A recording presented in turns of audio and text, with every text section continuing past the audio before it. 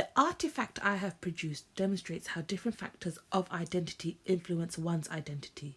This may be internal factors or external factors. The human body is split into two parts where the left is internal and right is external. Both are differentiated as one's internal identity refers to one's ideal image of who you are or who you want to be. External identity is influenced by the social world around one person and how other individuals interpret who they are or how they view an individual. Identity changes over time, as Jenkins states that it is an active process. However, to find their identity, people must face challenges which may conflict who they are. The study of identity is crucial, as Jenkins mentions how identity is our understanding of who we are and who other people are. Factors such as gender, social class, religion, ethnicity, and sexuality shape our identity. Family, friends, school, and the workplace also affect identity. The factors mentioned also play a part of social injustice individuals face in society. An individual never fully achieves their identity as they are always actively creating themselves, and this is done through classification, association, and identification.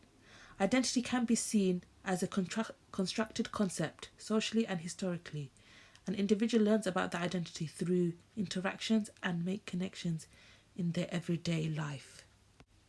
Society has had major changes in the past, and the idea of identity expanded and still continues to expand today.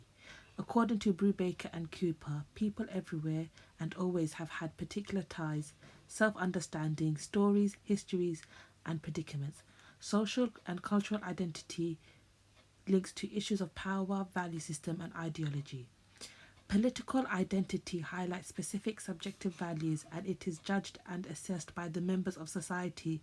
This creates a huge divide in society as everyone has different political views and this causes conflicts.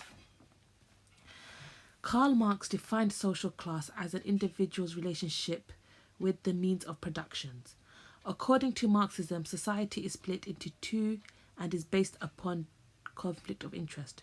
The conflict is between the bourgeoisie, those who own the means of production, and the proletariat who sell their labour in the marketplace. Margaret Thatcher stated in an interview with Newsweek that the class is a communist concept and it groups people together and sets them against each other. Tatum mentions that dominant groups hold the power and authority in society and determine how power and authority can be used. They can determine who gets the best jobs or which school they can get into. Therefore, the dominant group has the greatest influence in determining the structure of society. In addition, in Marxism terms, the dominant group would be the bourgeoisie as they have a great influence on society. This creates injustice between middle class and working class as there is a huge gap between the rich and the poor. Social class inequality in education is an issue which is not always addressed. Throughout the years, technology has developed as well as how we communicate with the world.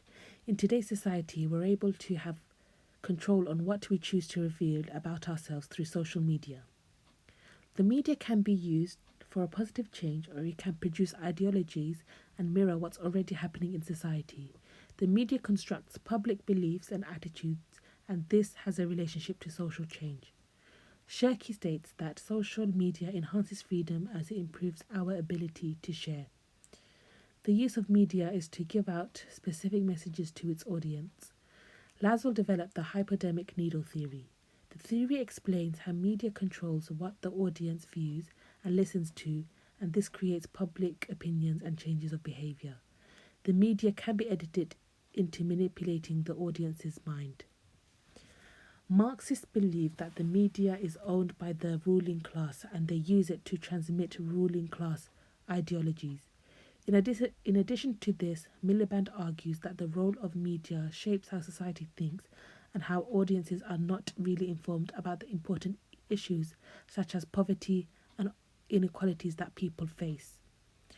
Marxists believe that there is ongoing inequality and this is through capitalism. The capitalist class are dominating institutions such as education and mass media in order to convey convey their ruling class ideologies. Furthermore, Marxists point out that working class people are led to believe that capitalism benefits all social groups equally and fail to see the reality of being exploited. Media affects identity as people have control over the social media. They have the power to choose which groups they want to identify with in the social world. The uses and gratification theory is an audience based approach and it focuses on what people do with the media. Media users are aware of what platforms they use. Representation of the media has an effect on gender, ethnicity, age, and social issues to an audience. This can be done through editing and camera angles as they want to manipulate the audience's reactions and emotions. To conclude, as issues within society is evolving, identity is evolving too. As mentioned before, individuals are continuously creating themselves in order to fit within society.